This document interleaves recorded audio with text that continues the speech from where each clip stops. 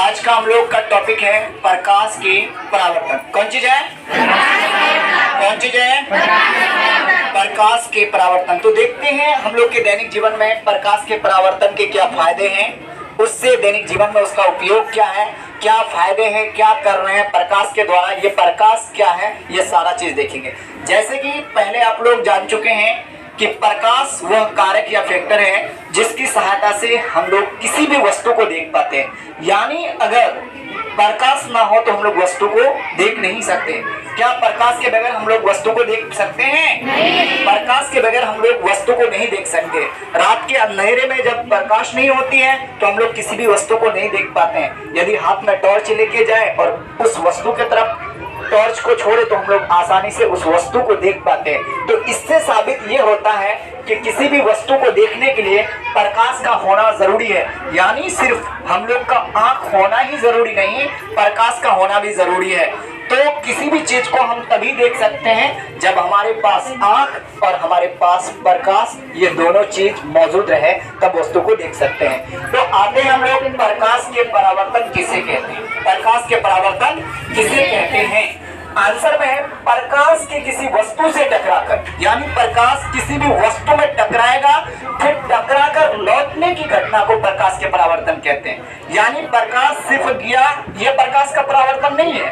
प्रकाश किसी वस्तु में जाके टकराया फिर टकरा करके जो लौटा उसी को क्या कहेंगे? प्रकाश के परावर्तन कहेंगे।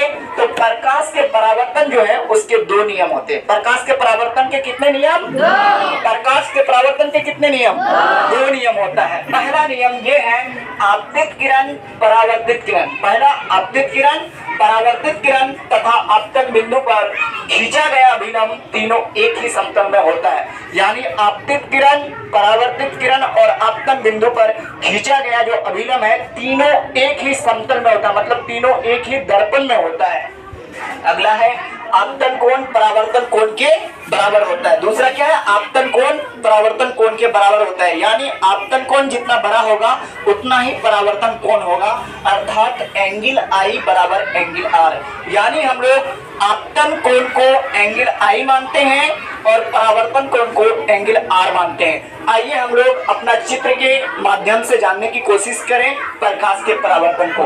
सबसे पहले बच्चों इसमें देखते हैं एक प्लेन मिरर बनाया गया है, यानी एक प्लेन शीशा बनाया गया है और ये डॉट डॉट का रेखा जो है ये हमारे पेंट को दर्शाता है। इसका मतलब शीशा एक तरफ पेंट किया हुआ है। और यहाँ पे देखते हैं पेंट का ही दूसरा नाम है रजतित। क्या है? रजतित। यानी पेंट का दूसरा नाम रजतित। अब यहाँ पे देखते हैं ये दर्पण है, यानी समतल दर्पण है, चाहे दर्पण बोलो या समतल दर्पण बोलो।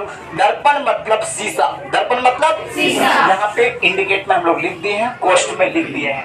अब देखते हैं प्रकाश के किसी वस्तु से टकराकर, देखो प्रकाश यहाँ से गया सूरज से, यहाँ पे जाके शीशा में टकराया। जैसे एक माध्यम में जाकर के टकराया दूसरी माध्यम से प्रकाश लौट गया। तो एक माध्यम में जाके टकराया, टकरा करके लौट जाने की घटना को ही प्रकाश के परावर्तन कहते हैं। तो ये वाला जो रे है, ये वाला जो किरण है, इस किरण का नाम है आपतित किरण। क्या नाम है? आपतित किरण। मतलब आने वाली किरण को क्या कहेंगे? आपतित किरण। आने वाली किरण को आने वाली किरण को और लौट जाने वाली किरण को, तो यही लौट जाने वाली किरण जो होता है इसको कहते हैं परावर्तन, यानी लौटने की घटना को परावर्तन। तो ई किरण का नाम है आपतित किरण और ई किरण का नाम है परावर्तित किरण। अब दोनों किरण के बीच में एक लंब डाले हैं हम लोग, उस लंब को कहते हैं अभिलंब। क्या कहते हैं? अभिलंब। उस लंब को क्या कहते हैं? अभिलंब। तो ये आपतित किरण, ये अभिलंब, ये परावर्तित किरण। अब देखो हम लोग ने आपतित किरण और परावर्तित किरण के बीच में एक लंब डाले हैं और उस लंब के बीच में दो कोण बनता है। कितना कोण? पहला कोण को कहते हैं आपतन कोण, दूसरा कोण को कहते हैं परावर्तन कोण। आपतन कोण को इंडिकेट करते हैं एंगल आई से और परावर्तन कोण को इंडिकेट करते हैं एंगल आर से। वही चीज यहाँ पे दिए हैं, आपतित किरण, परावर्तित किरण तथा आपतन बिंदु पर खींचा गया अभिलंब तीनों एक ही समतल में होता है और दूसरा है आपतन कोण परावर्तन कोण के बराबर होता है, अर्थात एंगल आई बराबर एंगल आर। तो प्यारे बच्चों अब इसमें हम लोग क्या समझे हैं प्रकाश के परावर्तन में। तो सबसे पहले हम लोग को आप प्रकाश के बारे में डेफिनेशन दीजिए। प्रकाश किसे कहते हैं?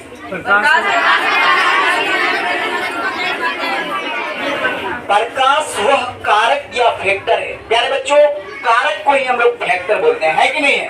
कारक को ही क्या बोलते हैं? फैक्टर बोलते हैं। तो प्रकाश वह कारक या फैक्टर है जिसकी सहायता से हम किसी वस्तु को देख पाते हैं। अच्छा, जिस वस्तु से प्रकाश निकलता है उसे क्या कहते हैं?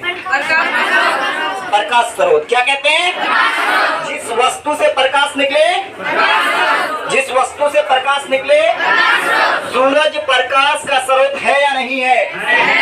सूरज प्रकाश का स्रोत है। जलती हुई मोमबत्ती प्रकाश का स्रोत है। जलता हुआ बल्ब प्रकाश का स्रोत है। यानी दुनिया की तमाम वस्तुएं जो प्रकाश को पैदा करता है, जो प्रकाश को पैदा करता है, वो प्रकाश स्रोत कहलाता है। क्या कहलाता है? आप लोग को प्रतिबिंब बताया गया है। प्रतिबिंब कितने प्रकार के? प्रतिबिंब कितने प्रकार के? पहला का नाम, पहला का नाम वास्तविक प्रतिबिंब। पहला का नाम वास्तविक प्रतिबिंब। दूसरा का नाम, दूसरा का नाम, दूसरा का नाम आभासी या काल्पनिक प्रतिबिंब। तो पहला वास्तविक प्रतिबिंब, दूसरा आभासी या काल्पनिक प्रतिबिंब। ये सारे चीज हमारे इस क्लास में हो चुके हैं। अगले क्लास में इससे आगे बताया जाएगा।